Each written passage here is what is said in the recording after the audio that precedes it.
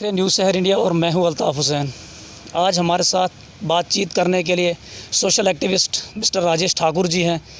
आज तक हम इनसे फ़ोन लाइन पे बात करते थे, आज हमें मौका मिला कि हम इनसे फ़ेस टू फेस बात करें। तो ठाकुर साहब, सबसे पहले स्वागत है आपका न्यूज़ शहर इंडिया में।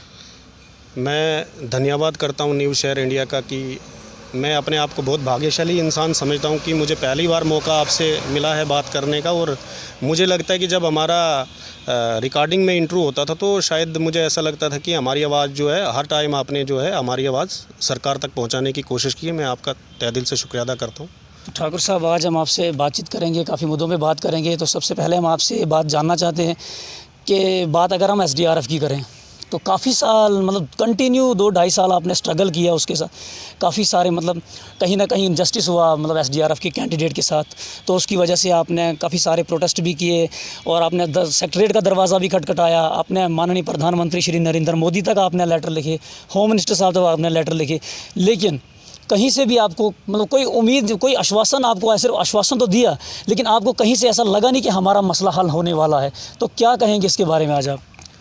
नहीं, देखो, मैं सबसे पहली बात तो मैं ये कहूँगा कि बड़े दुख से मुझे ये कहना पड़ता है कि 2012 में जिस टाइम हमारे फार्म फिलअप किए गए थे तो हमें ऐसा लगता था कि शायद ऐसा लगता था कि काफ़ी ज़्यादा वैकेंसीज इसमें होंगी। लेकिन अचानक वो जो फ़ाइल थी वो अचानक एक ठंडे बक्से में इन्होंने बंद कर दी। उसके बाद अचानक ऐसा होता कि 6 साल के बाद हमारी ये भर्ती निकलती है।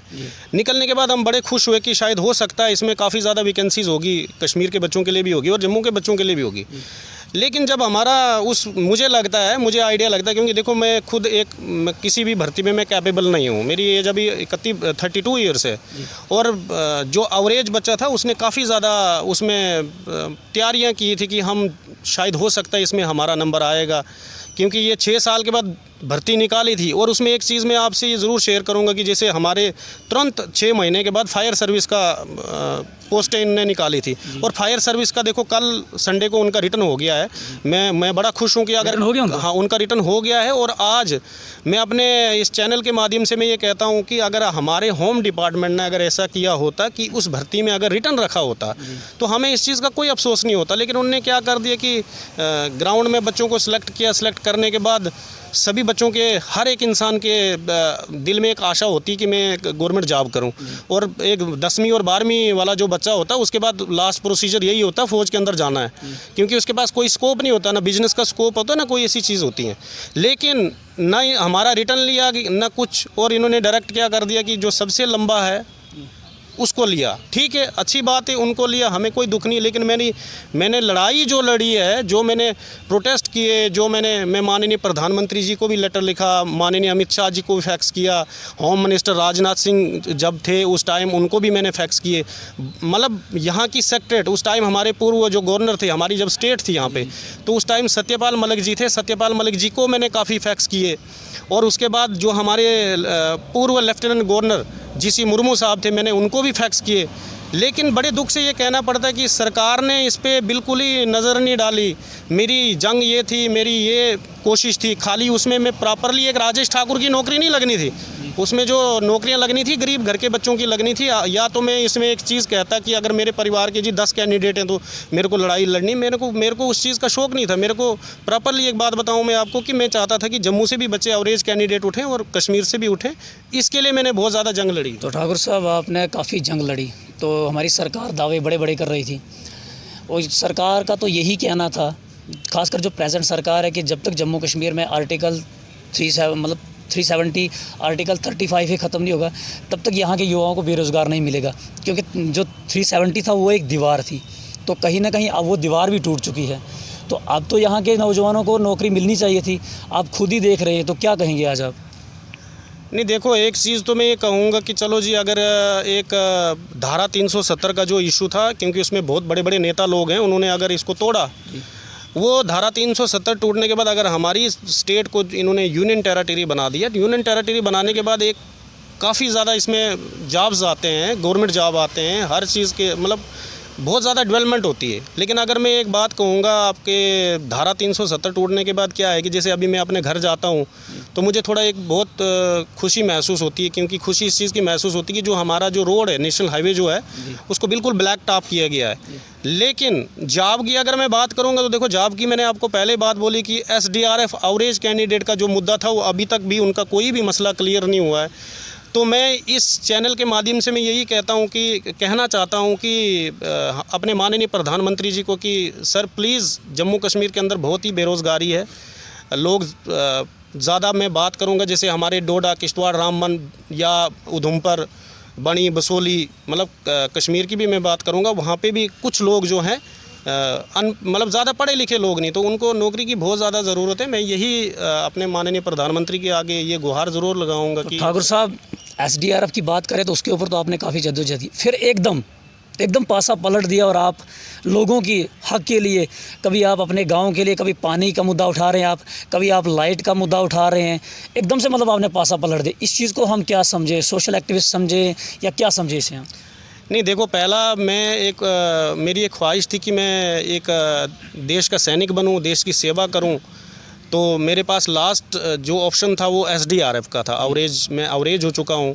लेकिन अगर मुझे इस चीज़ की भी खुशी, अगर सरकार करेगी तो अच्छी बात है, नहीं करेगी तो फिर भी अच्छी बात है। लेकिन जो मेरे साथ कैंडिडेट जो थे उनका होना चाहिए, क्योंकि वो मेरी तरह गरीब हैं, एक किसान के बच्चे हैं, वो मेरी तरह 10वीं 12वीं पास किया उन्होंने। यानी आपके कहने का मतलब है कि अगर आप यहाँ SDRF में आपको इंसाफ नहीं मिलता तो आप पॉलिटिक्स में जाएंगे? नहीं, पॉलिटिक्स की अगर मैं बात करूंगा तो पॉलिटिक्स का भी कोई क्लियर नहीं है। पॉलिटिक्स जब मौका मिलेगा, जब ऊपर वाले ने साथ दिया तो शायद ये मौका मैं छोड़ूंगा नहीं। लेकिन पानी और बिजली या जैसे मैंने अपने ठाकुर साहब, जिस तरह से आप अभी इस वक्त हम आपकी वीडियोस देख रहे हैं सोशल मीडिया पर, फेसबुक पर देख रहे हैं, उससे तो हमें साफ जाहिर होता है कि आप पॉलिटिक्स में जाना चाहते हैं।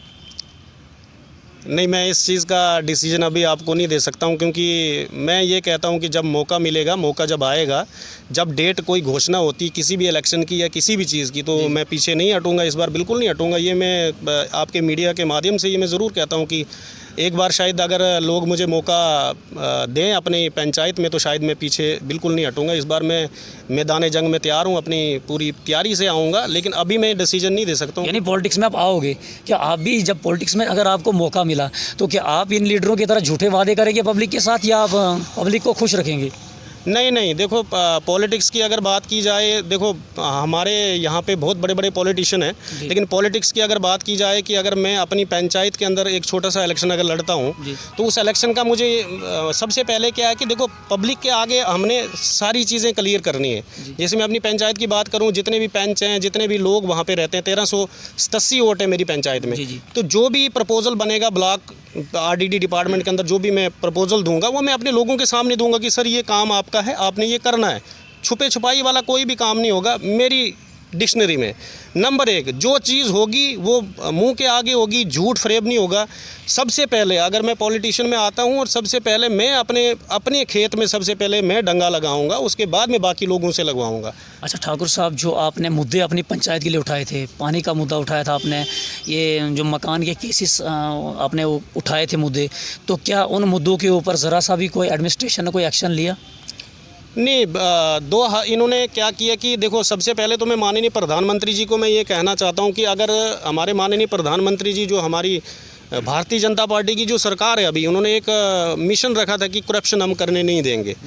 तो अगर 2014 के बाद भारतीय जनता पार्टी अगर मेजॉरिटी में आती, फुल मेजॉरिटी में आई है 2 बार, तो करप्शन की अगर मैं बात करूंगा तो करप्शन हो रही है, बहुत ज़्यादा हो रही है। और मैं ये दावे से कहता हूं कि अगर 2014 के बाद माननीय प्रधानमंत्री जी ने प्रधानमंत्री आवास योजना के केस, मकान के केस जो हैं वो पहले इंदिरा आवास योजना के थे, तो अगर 2014 के बाद कोई भी लिस्ट अगर निकलती तो वो प्रधानमंत्री आवास योजना के तहत निकलनी चाहिए थी। लेकिन अभी ये क्या, मैं प्रॉपरली अपनी पंचायत की बात करूंगा तो हमारे गांव में 49 केस आए हैं वो इंदिरा आवास योजना की। अब देखो जी, 2011 की कौन सी लिस्ट निकली है, इस लिस्ट का हमें पता ही नहीं है। और 49 केस आए। मैंने तो बार बार चिल्ला के मैंने यही कहा कि अगर पंचायत के अंदर अगर आपने केस देने हैं, सबसे पहले आप विधवा जो हुई हैं, मेरी माताएं, मेरी बहनें जो हैं, उनका पहले ऑप्शन में उनका नाम रखो। सेकंड ऑप्शन में आप मेरी मकान के केस की, जैसे मैं कहता हूं कि कई लोगों ने जैसे फेसबुक पे भी शेयर किया और पंचायत से, तो मैं इस वीडियो के माध्यम से माननीय प्रधानमंत्री जी और जो यहाँ के जम्मू कश्मीर में जो जिनको अध्यक्ष बनाया है या किसी भी ओहदे पे रखा है, मैं ये कहता हूँ कि हमारे जम्मू कश्मीर में 4005 पंचायतें हैं जी 299 ब्लॉक हैं। जी तो मैं सभी ब्लॉक्स या सभी पंचायत के बारे में ये नहीं बोलूँगा कि सारी पंचायतें गलत हैं या सारे पंच सरपंच गलत हैं, लेकिन कुछ कहीं जगह पे मैं तो प्रॉपरली एक बात आपको ये इस चैनल के माध्यम से मैं ये कहना चाहता हूँ कि प्रधानमंत्री जी, सबसे पहले आप जो मेरा जो ब्लॉक पड़ता है धर्मशाला, जिस दिन वो ब्लॉक सुधर गया तो मैं ये सोच लूँगा कि 4005 पंचायतें सुधर गई। यानी आपके कहने का मतलब है कि सबसे ज़्यादा करप्शन आपकी पंचायत में है? बहुत ज़्यादा करप्शन। देखो, अगर आप चोरी डकैती की बात करोगे तो मुझे लगता है कि आप अगर 2009 से लेकर 2020 के अंदर अगर आप स्कैम पूरा चेक करोगे, अकाउंट्स जो जितने भी पुराने मेंबर सरपंच या अभी भी जो प्रेजेंटेशन में हैं, तो आप उनके अकाउंट चेक करो, दूध का दूध पानी का पानी निकल जाएगा, किसने कितना पैसा खाया है। और वो भी जो बिलिंग है वो फ्रॉड है बिल्कुल। वो फलानी जगह पे हमने कूल बनाई, फलानी जगह पे ऐसा किया, फलानी जगह पे ऐसा किया, मतलब वो चीज़ें सारी फ्रॉड की इन्होंने।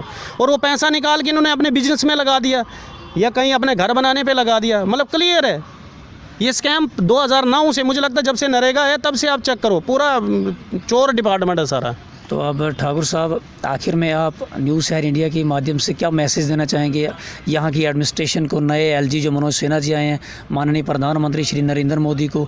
जैसे कि सरकार आप देख ही रहे हैं, बड़े बड़े दावे हो रहे हैं जम्मू कश्मीर के लिए, ख़ास करके हम अपने जम्मू कश्मीर की बात करेंगे, यूटी ऑफ JNK की, तो कहीं ना कहीं ऐसा लगता है कि सिर्फ दावे किए जा रहे हैं यहाँ के साथ, यहाँ की जनता के साथ, यहाँ के यूथ के साथ सरासर खिलवाड़ किया जा रहा है। तो क्या मैसेज देना चाहेंगे लास्ट में आप? नहीं, मैं आपके इस चैनल के माध्यम से माननीय प्रधानमंत्री जी जो हमारे हैं, इस देश के किंग हैं, वो जी 24 घंटे में से वो 18 घंटे काम करते हैं। जी और उसके अलावा जैसे बेरोज़गारी की अगर हम बात करेंगे तो बेरोज़गारी है, उसकी कोई शक नहीं है, लेकिन मुझे ऐसा लगता है कि सरकार को कोई ना कोई रास्ता ढूंढना चाहिए बेरोज़गारी का। क्योंकि देखो, मैं तो एक साधारण इंसान हूँ, तो इसके लिए बड़े बड़े पॉलिटिशियन लोग बैठे हैं, इसके लिए बड़े बड़े ऑफिसर लोग बैठे हैं, बड़े बड़े मतलब पढ़े लिखे लोग हैं जिन्होंने ये पॉलिसियाँ निकालनी है, और हमारी सरकार ने ये चीज़ें निकालनी चाहिए। और मुझे ऐसा लग रहा है कि निकलनी चाहिए। और बेरोज़गारी बहुत ज़्यादा जम्मू कश्मीर के अंदर बेरोज़गारी है, हमारी सरकार को ज़रूर ये सोचना चाहिए। और साथ में लास्ट में मैं आपके चैनल के माध्यम से मैं ये कहना चाहता हूँ कि जैसे मैं लास्ट में अपनी पंचायत के बारे में बताऊँगा कि 1387 वोट हमारी पंचायत में हैं। उस पंचायत में सबसे पहली मुसीबत तो पानी की मुसीबत है, पानी की बहुत ज़्यादा प्रॉब्लम है। फिर उसके अलावा मैं बात करूंगा, जैसे इस बार अगर इलेक्शन होता है सरपंच का, हमारी जो सीट है वो वैकेंट है, और सरपंच का अगर इलेक्शन होता है नवंबर या जनवरी फरवरी में, तो मैं आपके चैनल के माध्यम से मैं अपने पंचायत के लोगों को मैं ये कहना चाहता हूँ कि आपने इस बार उस इंसान को चुनना है जो आपके पास आपकी लेवल का हो। आप उस इंसान को मत चुनो कि जो आपके पास आएगा 4 दिन इलेक्शन के टाइम में आपका बेटा बनेगा, आपका भाई बनेगा, आपका बच्चा बनेगा, आपसे वोट ले लेगा और बाद में फिर आपको आंखें दिखाएगा। तो आपने इस बार अपने बच्चों का अगर अपने भविष्य देखना है, अपने बच्चों के बारे में अगर आपने सोचना है, क्योंकि ये बादात पंचायत ऑलरेडी 15 साल पीछे हो चुकी है, तो अगर इस बार मुझे लगता है कि इस बार इस पंचायत के लोग अगर एक राइट आदमी को चुनेंगे कि जिससे वो बड़े बाज़ार में कहीं भी उससे सवाल जवाब कर सकते हैं, तो ये लोगों को इस बार डिसीजन लेना है कि अगर उन्हें अपने बच्चों के भविष्य के बारे में सोचना है तो उन्हें एक राइट आदमी को चुनना है कि जिस इंसान को जो इंसान उनका काम करे। बहुत बहुत शुक्रिया ठाकुर साहब हमारे साथ बात करने के। तो ये थे हमारे साथ सोशल एक्टिविस्ट राजेश ठाकुर जी, काफ़ी सारे बातें इन्होंने हमसे शेयर की। तो इनका साफ से कहना है कि सबसे ज़्यादा करप्शन इनकी बादाल पंचायत में है। और अगर वहाँ के लोग हमारी इस वीडियो को देख रहे हैं और आज हम उनको कहना चाहते हैं कि एक बार मिस्टर राजेश ठाकुर को मौका देके आप मौका दीजिए उनको इलेक्शन लड़ने का, ताकि वो आपकी मतलब जो भी आपके काम है उन कामों को पूरा करें। और साथ ही साथ इन्होंने SDRF के रिलेटिव भी एक मसला जो इन्होंने हाईलाइट किया, काफ़ी जदोजहद की। तो माननीय प्रधानमंत्री श्री नरेंद्र मोदी से अपील करते हैं कि उस मसले के ऊपर भी ध्यान दिया जाए। और उसमें जितने भी कैंडिडेट थे सारे पुअर फैमिली से बिलोंग करते थे। तो उम्मीद करते हैं जो नए LG मनोज सिन्हा जी आए वो इनकी बात पर ज़रूर ध्यान देंगे। तो आप लोग इस तरह की अपडेट के साथ देखते रहे न्यूज़ शहर इंडिया में। अल्ताफ़ हुसैन, शुक्रिया।